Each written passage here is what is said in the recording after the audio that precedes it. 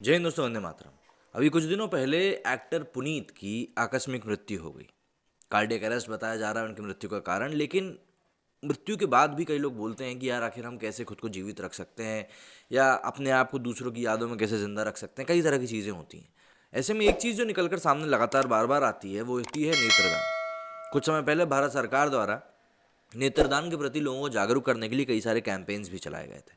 दरअसल लोग इस बात को गलत मानते हैं कि भाई किसी के मृत्यु के बाद उसके शरीर से छेड़खानी नहीं करनी चाहिए। इसीलिए लोग कतराते हैं नेत्रदान करने में, या यूं ही बोलते हैं कि भाई हम क्यों अपने शरीर का अंग दूसरों को दें। जबकि आपको सही मायने में ये समझना होगा कि दूसरे लोगों को, कई ऐसे लोग हैं जिनको कि आप पार्थिव शरीर के अंगों से काफ़ी कुछ दे सकते हैं। जैसे कि पुनीत जी के पार्थिव शरीर के साथ भी उन्होंने नेत्रदान किया। और अब ये खबर निकल कर आ रही है कि करीब करीब 4 लोग हैं जिनकी की आंखों को रोशनी मिली है उनकी आंखों के दान के बाद में। और सिर्फ पुनीत जी ही नहीं, बल्कि उनके माता पिता ने भी यही काम किया था। तो ऐसे में ये एक और इंस्पायरिंग टेल जुड़ गई है उनकी कहानी में कि भाई उनके मरणोपरांत भी वो इतना बड़ा काम करके गए। कन्नड़ा अभिनेता पुनीत राजकुमार के निधन के बाद पूरा कर्नाटका शोक में डूबा हुआ है और देश के अलग अलग हिस्सों में उन्हें श्रद्धांजलि दी जा रही है। कन्नड़ा सिनेमा के दिवंगत अभिनेता डॉक्टर राजकुमार के बेटे पुनीत राजकुमार सिर्फ एक अच्छे अभिनेता ही नहीं बल्कि समाज सेवा में भी सक्रिय रहते थे। 29 फिल्मों में लीड रोल कर चुके पुनीत राजकुमार का सामना कैमरे से बचपन से ही होता रहा है। उन्होंने नेत्रदान किया था, जाते जाते भी वे 4 लोगों की आंखों को रोशनी दे गए। पुनीत राजकुमार के निधन के बाद 4 युवाओं को दूसरा जीवन मिला है। इनमें 3 लड़के और 1 लड़की शामिल है। नारायणा नेत्रालय में ट्रांसप्लांट सर्जरी के जरिए इन्हें नई आंखें मिली।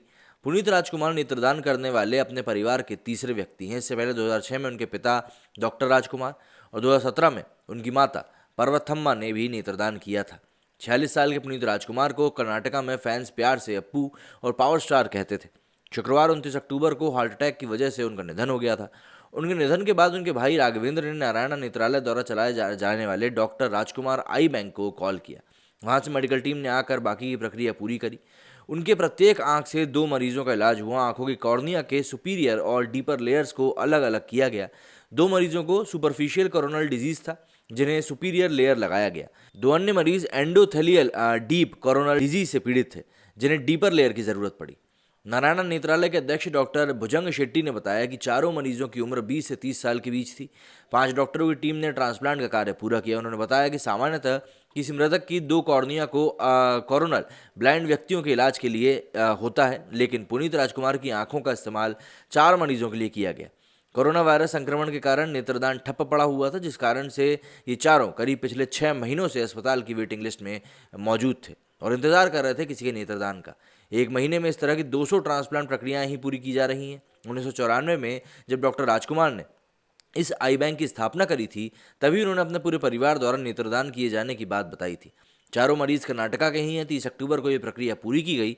विशेषज्ञों ने बताया कि इसके लिए लैमलर कैट्रोप्लास्टी नामक प्रक्रिया की 2 अलग अलग तकनीक का इस्तेमाल किया गया है।